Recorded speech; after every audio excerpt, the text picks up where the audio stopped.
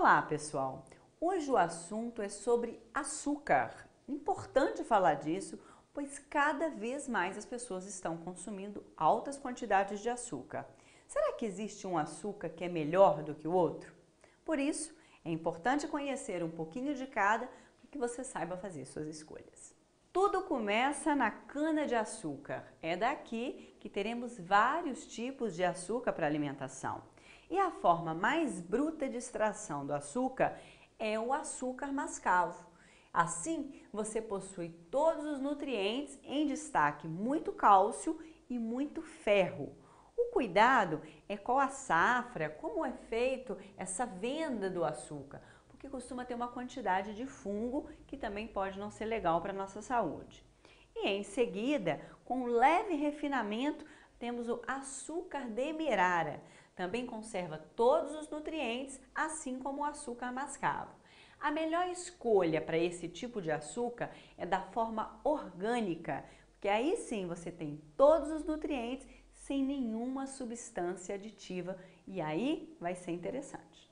Esse é o melado ou melaço de cana. É a forma líquida extraída direto da cana-de-açúcar, que também tem um poder de adoçar muito forte. Aqui nós temos todos os nutrientes: ferro, cálcio, selênio, temos também o manganês e o cobre, indicado para imunidade baixa, para quem sofre com anemia, para evitar o excesso de coagulação e dar muita energia para os músculos. Esse é o mel. Muitas pessoas acham que pode substituir o açúcar tranquilamente, mas ele também tem muita glicose, é extraído das flores, mas tem que ter muita cautela. Afinal, o mel possui nutrientes, ajuda a imunidade, mas em excesso vai complicar, assim como qualquer tipo de açúcar. Essa é a calda de agave, que é extraída de um cacto. Ela parece muito com o mel, mas tem diferenças significativas. Enquanto o mel é 50% glicose e 50% frutose, a calda de agave tem mais de 80% só de frutose. E outro fator importante é que ela tem uma carga glicêmica bem menor que a do mel e do açúcar. Isso significa que o açúcar entra bem lentamente no sangue e não se transforma tão rápido em gordura. Este é o açúcar light, parece bem com o açúcar refinado. A diferença é que ele tem menos calorias, porque é uma mistura de açúcar refinado e adoçantes. O problema está aí. Adoçantes, pessoal, na maioria deles, são substâncias químicas e que enganam o nosso organismo. E que hoje já tem muita pesquisa científica que mostra que o adoçante já não é mais um fator tão relevante para o emagrecimento. E evitar as químicas dentro do organismo é sempre muito importante.